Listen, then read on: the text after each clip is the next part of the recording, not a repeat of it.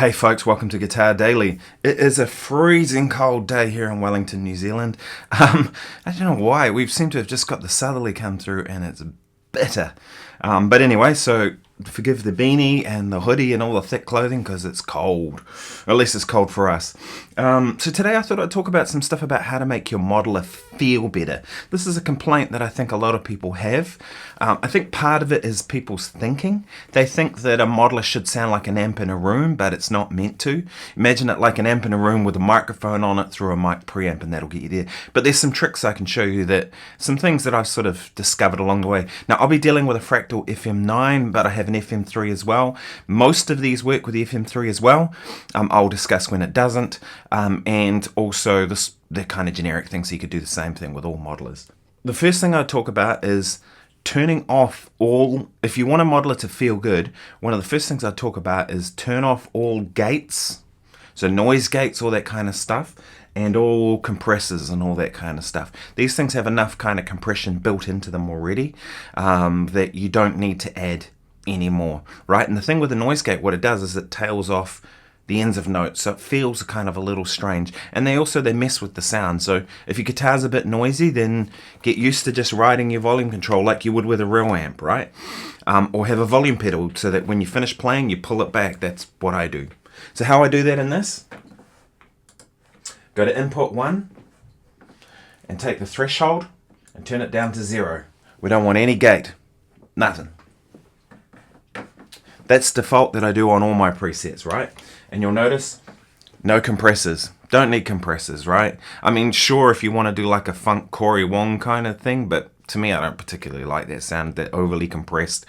I'd much rather let the dynamics be what they are, and it'll feel better. So that's my first thing I'd say, is get rid of all gates, get rid of all compressors. These things compressors they are because they're digital and they don't want to clip. If you're using an FM9, turn the input dynamics up. So if you go to the amp, and you go down to the bottom, you have dynamics, and you'll see there I've got input dynamics on 2. That makes a difference in how this thing feels. Unfortunately on the FM3 that's not an option. I don't know why. It really should be in there, but it's not. But on the FM9 it is. That makes a difference in how things feel. Now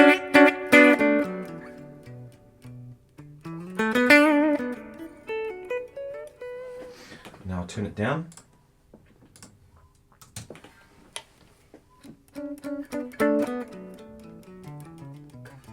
You can hear that the lower notes when I'm playing. You can hear the lower notes when I'm playing softer. They seem to come out, whereas it expands the dynamic range. So that's one that's a good one if you're a Fractal user. By the way, if anyone wants a copy of this preset, I've been giving it away. But what I think I'll do is I'll put it on Buy My Coffee. It's a new thing I've just set up. As a way you can support the channel. So if you want to get this preset, I think that might be a good place to leave it. And I think I'll make it free if you want it, or buy me a coffee. Easy, right? Second thing I would talk about with this stuff.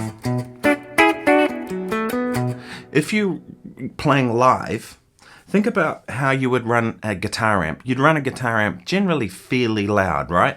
You wouldn't have it like super soft. And so I think that's one of the things. If you're going to use a modeler, run it through some kind of speakering and have it kind of fairly loud, right? Not obnoxiously loud to where you're deafening people, but loud enough so that it feels good to play, right? So that you've got maximum dynamic range out of it.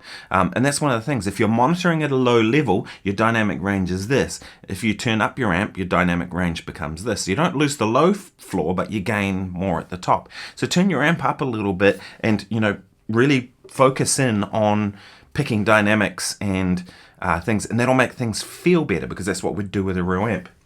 And speaking of real amps, that's one thing I think about with this stuff a lot too. You'll see this preset that I've got here. This is a Fender Vibrato Lux. So a vibrato Tremolux, that type thing, like a standard Fender. In the real world, I love Fender amps. That's kind of been my most of my career has been playing Fender amps. Just because I have a Dumble in here doesn't mean I need to use it, right? And I think that's the thing. Often there's this option paralysis of overload of too much stuff. So just remember what you use. If you're a Marshall guy and that's been your thing, or girl, if you're a Marshall guy or girl and you've been using that your whole time, stick with that in this, right? You don't need to have 400 amps. Like a Carolan. What is that? I've never used one. So I'll stick with the Fenders, which I know, right? Now, it's fun to kind of mess around with the other ones. Like I've been messing around with the AC20, but for my main preset, it's a Fender amp because that's what I'd use in the real world. So I kind of go with that principle of everything. What would I use in the real world, right? Because that's what I know, and that's what I know feels a certain way. Next thing I talk about is often you need less gain than you think, right? And it's very tempting with these modelers to just kind of dime the gain out and give yourself this really saturated thing, and it makes things feel like they're easier to play, but with that you lose dynamics. The more fuzz, distortion, whatever you have, the more it kind of just squashes all the sound instead of opening it out. So I'll show you the sound here. It's my main lead overdrive tone. I'll turn that down a little bit.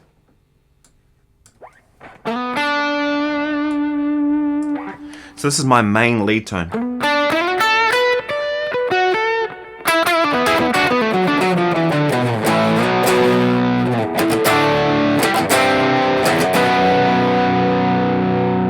It's actually not all that gained up, right? If I play light,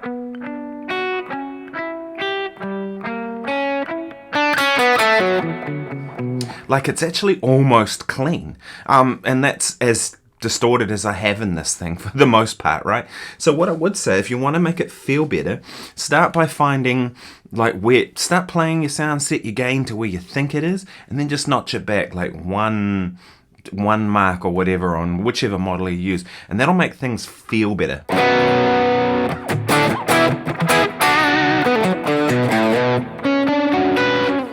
Okay, next thing I talk about is in-ear monitors, right? These things.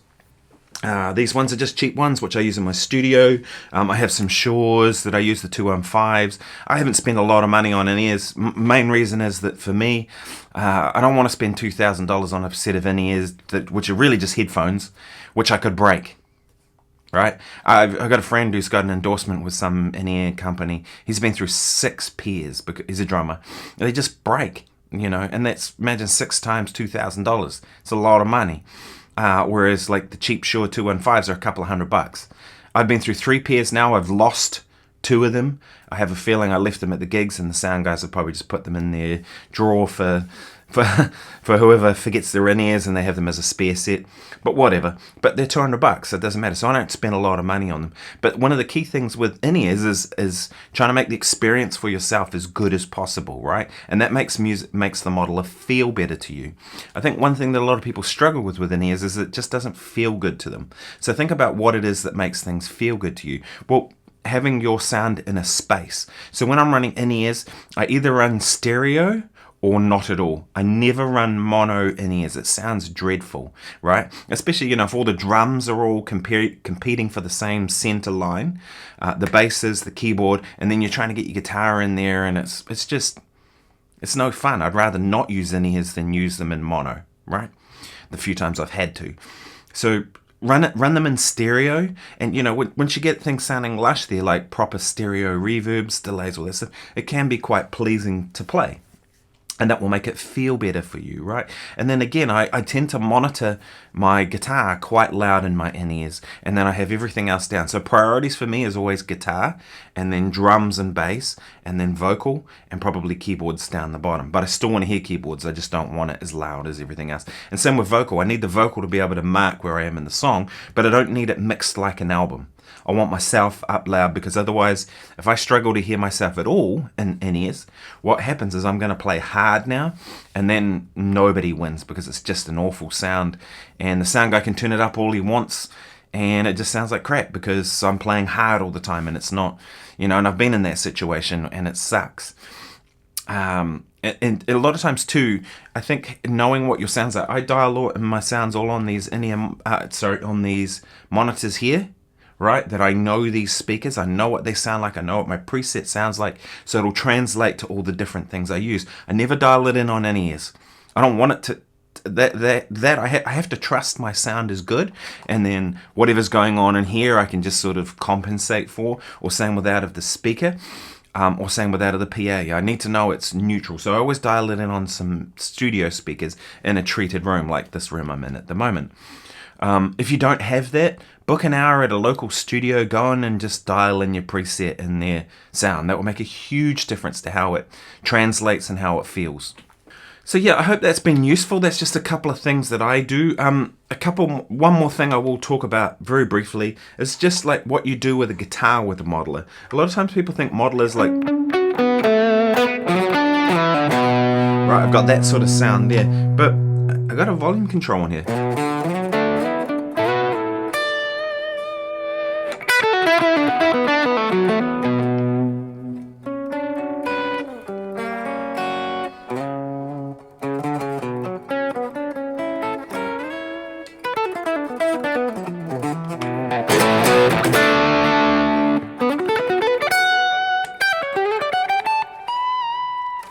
So I've got a volume control here that I'll use just like I'd use into a real amp. I think a lot of times people just think with modelers, just leave us up on full. But I don't, treat a modeler just like a real amp, right? I run pedals into modelers. I use my volume controls like I'm using a real amp. I run out into FR speakers and I turn them up like I'd use a real amp, right? So I'm trying to simulate that real experience, and I think that's one of the big things that people miss. Just think about what you do in the real world, and then try and use this equipment, because all it is equipment. You're still the one playing the music. Use the equipment to get the best of it. I hope this has been useful. If it has, please subscribe. As I mentioned, I've set up this buy me a coffee thing, so if you want to support what I do, that's there. I post every day on YouTube, all kinds of stuff, guitar, music, related, to music and my career as a professional musician. I've got a bunch of cool things coming up right around the corner, so please subscribe. And otherwise, I'll see you tomorrow. Thanks very much. Cheers.